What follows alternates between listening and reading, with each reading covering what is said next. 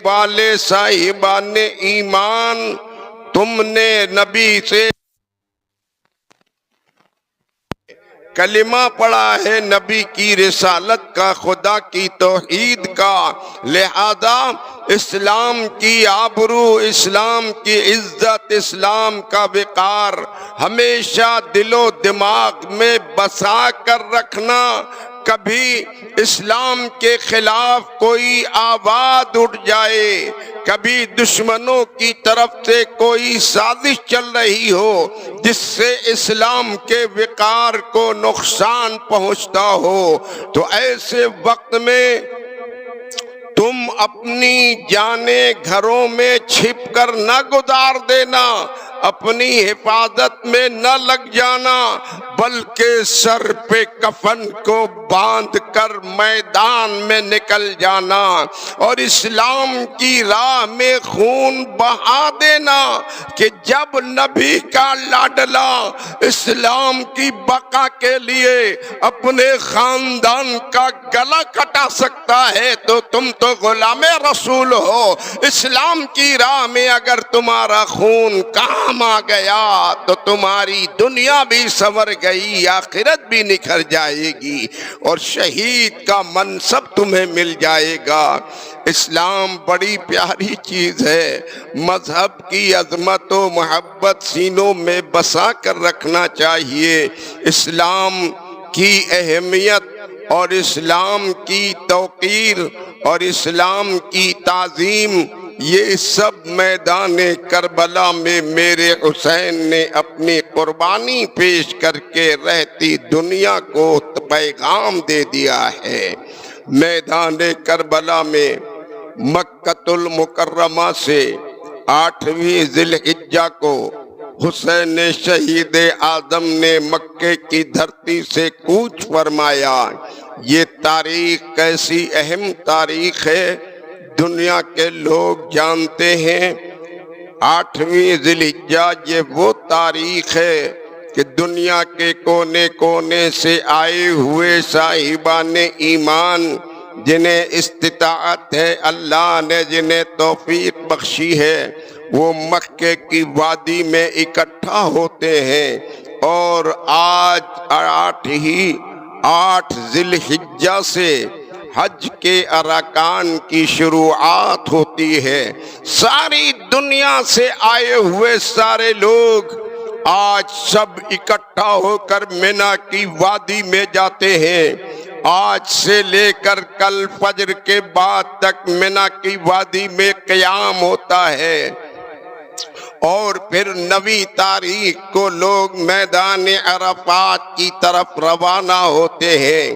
ابھی مکہ مکرمہ میں جتنے بھی بندگان خدا آتے، صاحبان ایمان آتے، آنے کے بعد انہیں معلوم ہوتا کہ امام حسین بھی یہیں تشریف فرما ہے، امام حسین کا بھی قیام یہیں پر ہے۔ جو آتا سن کے نہال و نہال ہو جاتا، خوشیوں میں جھوم جاتا، اب کہ حج تو ہمارا بڑا باکمال ہوگا۔ ایک طرف ہم لوگ حج بیت اللہ کی عبادت کر رہے ہوں گے، دوسری طرف فرزند رسول کی زیارت بھی کریں گے۔ یہ ایک دھوم مچی ہے۔ مینا کی وادی میں سارے حجاج پہنچ چکے ہیں، لیکن امام عالی مقام ہیں کہ مینا کو نہیں جاتے ہیں۔ آج کوفہ کی جانب عازم ہو رہے ہیں، مکے کو خیر بات کہہ رہے ہیں۔ کچھ گستاخ اور نادان کہتے ہیں ارے حسین کو سفر کرنا ہی تھا تو حج کر لیتے، حج کے بعد روانہ ہوتے۔ حج جیسی عبادت کو انہوں نے نہیں کیا، حج کی طرف توجہ نہیں کیا، انہیں چاہیے تھا کہ پہلے حج کرتے پھر آگے کا کے لیے قدم بڑھاتے۔ ان نادانوں کو بھی بتا دو میرے حسین سے زیادہ حج بیت اللہ کی عظمت و اہمیت تم اپنے پاس کیا رکھو گے؟ میرا حسین تو حج کا ایسا حج بیت اللہ حسین کو تو اتنا پیارا ہے کہ 28 مرتبہ پا پیادہ مدینے سے چل کر مکہ المکرمہ میں حج بیت اللہ کیا ہے میرے حسین نے۔ 28 مرتبہ جو مدینے سے پیدل چل کر آئے حج بیت اللہ کے لیے، اب کے حج کا دن چھوڑ کر وہ کوفے کو روانہ ہو رہا ہے، یہ حج کی توہین نہیں ہے بلکہ میرے حسین نے رہتی دنیا کو یہ پیغام دیا ہے کہ سنو، حج ایک عبادت ہے، حج ایک عمل ہے، اور حسین جو قدم بڑھا رہے ہیں وہ عقیدے کی حفاظت کے لیے بڑھا رہے ہیں، اسلام کی آبرو کے لیے بڑھا رہے ہیں، مذہب کی توقیر کے لیے بڑھا رہے ہیں، قانون مصطفیٰ کے تحفظ کے لیے بڑھا رہے ہیں، قانون الہی کی ترویج و اشاعت کے لیے قدم بڑھا رہے ہیں۔ حسین نے یہ قدم بڑھا کر رہتی دنیا کو بتا دیا ہے کہ پہلے عقیدہ بچایا جائے گا پھر عبادت کیا جائے گا۔ عقیدہ مقدم ہے، عبادت مؤخر ہے۔ پہلے عقیدہ و ایمان کی حفاظت ہونی چاہیے۔ آج ہمارے ماحول میں بھی بہت سی جگہوں پر ایسی خرابیاں دیکھی جاتی ہیں۔ کچھ لوگ ہیں کہ صرف ہاتھوں میں تسبیح، مسجدوں میں خوب سجدے، خوب لمبے لمبے کرتے پائجامے، لوگ دیکھ کر ان کے متوالے ہو جاتے ہیں، دیوانے ہو جاتے ہیں، گرویدہ ہو جاتے ہیں، اور یہ کہتے ہیں ارے بڑی عبادت کرتے ہیں، نماز کے بڑے پابند ہیں، ارے بڑی تسبیح پڑھتے ہیں۔ یاد رکھیے، نماز، روزہ، حج، زکوٰۃ، ہاتھوں میں تسبیح، اوراد و وظائف، یہ آپ کے واسطے بہت کارگر نہیں ہے۔ پہلے عقیدہ دیکھیے کہ عقیدے کے لحاظ سے یہ وفادار رسول ہے کہ نہیں، غلام مصطفیٰ ہے کہ نہیں، نبی کا دیوانہ ہے تو اس کا سجدہ کارآمد ہے، نبی کی بارگاہ کا اگر وہ غدار ہے تو کوئی عبادت کام آنے والی نہیں ہے۔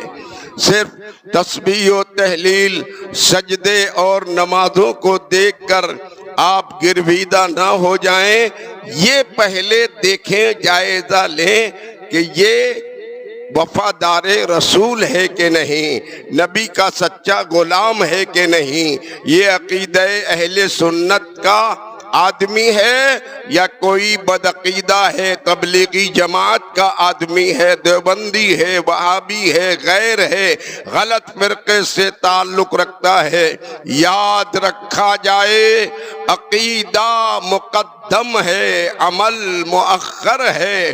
پہلے عقیدے کو سنوار لیا جائے پھر عبادت کیا جائے۔ عقیدے پر بھی بڑی توجہ کی ضرورت ہے۔ صلح کلی لوگ ہوتے ہیں کہ ان کی نگاہ میں سب صحیح، ہر اپنے بھی صحیح، غلط بھی صحیح، کسی کو برا مت کہیے، کسی کو برا مت کہیے۔ یہ سب باتیں محض فضول ہیں، نادانی کی باتیں ہیں۔ حسین شہید کربلا نے میدان کربلا میں اپنا گلا کٹا کر سب کچھ واضح کر دیا ہے کہ حق حق ہے، باطل باطل ہے، باطل کا کبھی ساتھ نہیں دیا جا سکتا ہے، گلا کٹ جائے تو کٹ جائے، ان کے ہاتھوں میں اپنا ہاتھ نہیں دیا جا سکتا ہے۔ سیدنا امام اہل مقام نے آج مکے کی دھرتی سے کوچ فرمایا ہے اور کوفہ کی جانب عازم ہو گئے۔ راستے کے بڑے لمبے واقعات ہیں، بڑے بڑے مورچے سامنے آتے رہے، امام عالی مقام سر فرماتے رہے، اہل مکہ صحابہ اہل ایمان امام عالی مقام کی بارگاہ میں عرض کرتے، یا امام آپ ہرگز یہ سفر نہ کریں۔ ارشاد فرماتے، کیا بتاؤں کہ وہ لوگ کوفہ والے مجھے روزے جزا کا واسطہ دے رہے ہیں، نانا حضرت کا واسطہ دے رہے ہیں، ایسے میں تو مجھے جانا ہی ضروری ہے۔ کچھ لوگوں نے کہا، یا امام اگر ایسی ہی بات ہے تو آپ تنہا تشریف لے جائیں، یہ عورتیں یہ بچے اپنے ساتھ نہ لے جائیں۔ سیدنا امام عالی مقام نے فرمایا کہ نہیں نہیں، یہ تو ہمارے دم قدم کے ساتھ ہیں۔ چلے آپ۔ اگلی منزل پر حضرت عبداللہ ابن عمر سے ملاقات ہو گئی۔ حضرت عبداللہ ابن عمر ان دنوں کسی ضرورت سے کہیں تشریف لے گئے تھے، لوٹ کے آئے تو آپ کو خبر ملی کہ امام عالی مقام نے مکے کو خیر بات کہہ دیا، کچھ کوفہ کی جانب عازم ہو گئے۔ عبداللہ ابن عمر نے تیزی سے قدم بڑھایا، اگلی منزل پر ملاقات کیا۔ عبداللہ ابن عمر کون ہیں؟ یہ امیر المومنین سیدنا فاروق اعظم رضی اللہ تعالی عنہ کے چہیتے لاڈلے ان کے بیٹے ہیں، حسین کے بچپن کے دوست بھی ہیں، اور حسین کی عظمت و شرافت، محبت اور تعظیم و توقیر عبداللہ ابن عمر کے سینے میں ایسی ہے کہ کسی اور میں کیا ہوگی، بڑی محبت فرماتے ہیں۔ حضرت عبداللہ ابن عمر بچپن کے زمانے میں ہی امام حسین کے دوست تھے، دوستی میں چلتے رہتے، ہر وقت گفت و شنید ہوتی رہتی کہ ایک مرتبہ کسی بات پر حضرت عبداللہ ابن عمر کو کچھ بات امام حسین کی ناگوار گزر گئی، اور انہیں اس بات کا خیال تھا کہ میرے والد امیر المومنین خلیفۃ المسلمین ہیں، میں فاروق اعظم کا بیٹا ہوں، کہ انہوں نے اپنے زوم میں کچھ باتیں کر لیا کہ حسین شہید اعظم کو جلال آیا، اور جلال بھرے انداز میں شہید اعظم امام حسین نے برملا ارشاد فرمایا، ارے تمہارا باپ ہمارے در کا غلام اور تو مجھ سے آنکھیں دکھا رہا ہے۔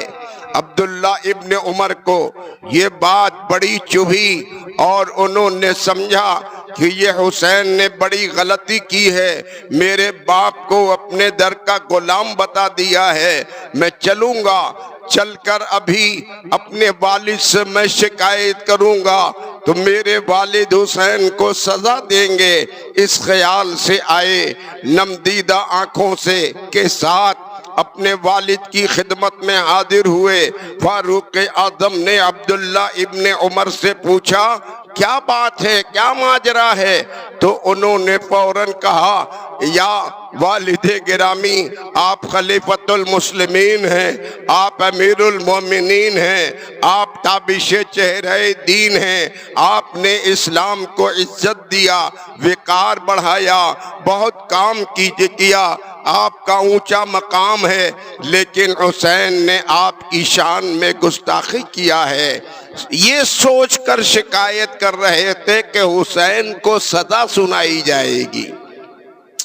فاروق اعظم نے پوچھا، کیا گستاخی کیا ہے، کیا کہا ہے؟ کہا، والد گرامی، حسین نے کہا ہے کہ تمہارا باپ ہمارے در کا غلام اور تم مجھے آنکھیں دکھا رہے ہو۔ تو فاروق اعظم نے سنا اور سن کر فرمایا، جاؤ حسین کے پاس اور حسین سے کہنا کہ جو آپ نے کہا ہے وہ لکھ کر دے دیجئے، لکھ کر دے دیجئے۔ تو چلے عبداللہ ابن عمر اسی زوم میں چلے کہ پہلے تحریری طور پر انہیں پابند کیا جائے گا، جب وہ لکھ کر دیں گے تو میرے والد انہیں ضرور سزا سنائیں گے۔ آئے اور حسین شہید کربلا سے انہوں نے کہا یا امام آپ نے ابھی جو جملہ ادا کیا ہے کہ میں تمہارے باپ ہمارے در کے غلام، تو آپ کیا اس کو لکھ کر دے سکتے ہیں؟ کیا آپ لکھ کر دے دیں گے؟ لکھ کر دے دیجئے۔ میرے حسین نے برملا فرمایا کہ سنو، زبان حسین سے جو بات نکلتی ہے وہ پتھر کی لکیر ہوتی ہے۔ میں نے کہیں اور سے نہیں، میں نے زبان مصطفیٰ چوسی ہے۔ جو حسین کہتا ہے اس کو نبھانے کی کوشش بھی کرتا ہے۔ فوراً آپ نے منگایا ایک رکا قلم منگایا اور اس پر لکھ کر فوراً دے دیا تمہارے باپ ہمارے در کے غلام۔ عمر ابن عبداللہ ابن عمر اس تحریر کو لے کر فاروق اعظم کی خدمت میں حاضر ہوئے اور خدمت میں حاضر ہو کر اسی خیال اسی تصور کے ساتھ آئے کہ والد کے ہاتھ میں یہ تحریر جائے گی، فوراً حسین کو طلب کیا جائے گا، سزا سنائی جائے گی۔ لیکن آئے والد گرامی کے ہاتھ میں تحریر دیا۔ فاروق اعظم نے پوچھا کیا ہے؟ کہا یہ حسین نے لکھ کر دیا ہے، جو کہا تھا وہ لکھ کر دیا ہے۔ کہ فاروق اعظم نے اس تحریر کو اپنے ہاتھوں میں لیا۔ سزا کا سوال کیا ہے؟ غلام رسول ہیں، نواسے رسول کی تعظیم و توقیر عمر کے دل و دماغ میں بسی ہے۔ تحریر ہاتھ میں لیتے ہی فاروق اعظم نے اپنی آنکھوں سے لگا لیا، بوسہ لیا، چوما اور اعلان فرما دیا، اے مکہ مدینہ کے رہنے والوں، آج سبت پیمبر نے، نواسہ رسول نے مجھے اپنے در کی غلامی کی سند دے دیا ہے، اس کو بحفاظت رکھنا، اور جب میں مر جاؤں تو میری قبر میں بھی رکھ دینا، کل ان کے نانا حضرت کی بارگاہ میں پیش کر دوں گا کہ آپ کے لاڈلے نے مجھے آپ کا در کا غلام بتایا ہے۔ اللہ اللہ، یہ میرے حسین شہید اعظم سیدنا امام عالی مقام کا وہ رتبہ عالی ہے۔ فاروق اعظم نے بتا دیا ہے آج کہ حسین کا رتبہ کیا ہے۔ عبداللہ ابن عمر کے دل میں اس دن سے اور زیادہ وقت، عزت، آبرو، محبت پیدا ہو گئی ہے، اور رتبہ حسین کو عبداللہ ابن عمر نے خوب سمجھ لیا ہے۔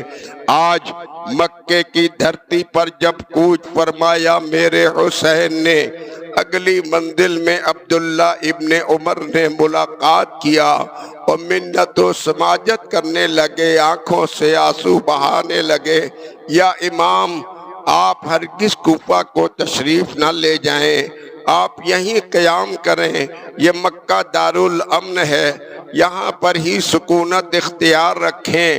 امام عالی مقام نے فرمایا کہ بھائی مجھے روز جزا کا وہ لوگ واسطہ دے رہے ہیں، نانا حضرت کا واسطہ دے رہے ہیں، اس لیے میرا تو جانا ہی ضروری ہے۔ نمدیدہ آنکھوں سے لپٹ گئے عبداللہ ابن عمر اور پھر بھی عرض کیا یا امام دل نہیں چاہتا، الجھن ہے، گھبراہٹ ہے، اضطراب ہے، بے قراری ہے، آپ ہرگز نہ جائیں۔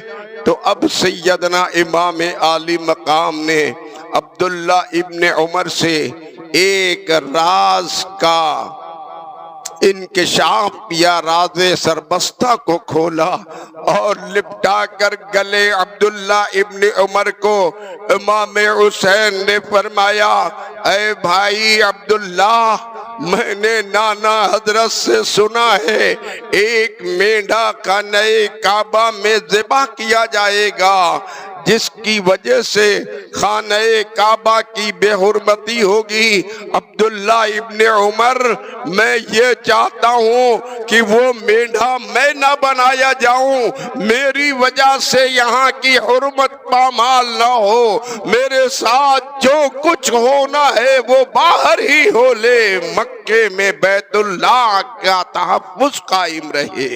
اللہ اللہ، یہ میرے حسین ہیں۔ عبداللہ ابن عمر سے راز سربستہ کا انکشاف فرمایا۔ وہاں سے پھر عبداللہ ابن عمر نے آپ کو وداعی سلام کہا، رخصت ہوئے، چلتے رہے، راستہ منزل بمنزل گزرتے رہے۔ چند منزلیں آپ نے عبور کی ہیں کہ آپ کو آج اطلاع ملی کہ اپنے چچا زاد بھائی حضرت سیدنا امام مسلم کو سیدنا امام عالی مقام نے پہلے اپنا جانشین بنا کر کوفہ میں بھیجا تھا، اور لوگوں کی دعوت پر آپ نے یہ تدبیر رکھی تھی۔